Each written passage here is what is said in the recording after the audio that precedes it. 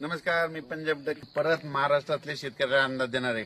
म्हणून त्यांना सांगू इच्छितो की राज्यामध्ये 25 मे पर्यंत वडे नाले एक होतील असा पाऊस पडणार आहे. म्हणून ही सर्व शेतकऱ्यांनी ही बातमी लक्षात घ्यायची, कारण की राज्यात ही खूप अवकाळी पाऊस असणार आहे.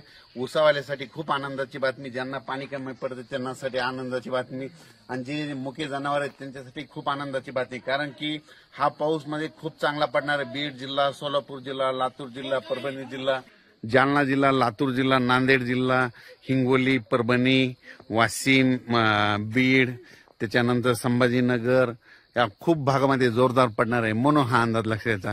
म्हणजे नाशिक जिल्ह्यात, नगर जिल्ह्यात सगळीकडेच हा पाऊस पडणार आहे. म्हणजे अकोला, अमरावती, वर्धा या भागापर्यंत सगळीकडे पाऊस पडणार आहे. म्हणून हा अंदाज लक्षात घ्यायचा.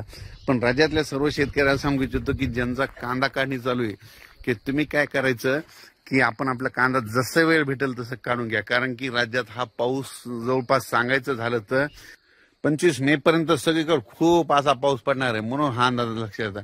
पण राज्यातल्या सर्व शेतकऱ्याला सांगू इच्छितो की हा पाऊस म्हणजे चांगला वडे नाले वाहतील असा पडणार आहे. बीड जिल्ह्यात तर तो खूप पडणार आहे. म्हणून बीड जिल्ह्यात योगायोगानं पाणी कमी पडलंय ऊसाला, त्यांच्यासाठी खूप आनंदाची बातमी.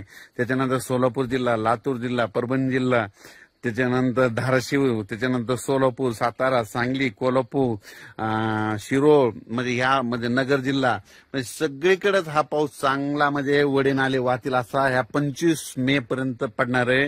म्हणून हा अंदाज लक्षात घ्यायचा, कारण की हा पाऊस म्हणजे आतापर्यंत मे मध्ये इतका मान्सून पूर्व कधीच पाऊस पडत नाही. पण यावर्षी मे मध्ये जे मान्सून पूर्व पाऊस पडणार आहे याच्यामध्ये वडे नाले वाहणार आहेत. म्हणून हा अंदाज लक्षात घ्यायचा.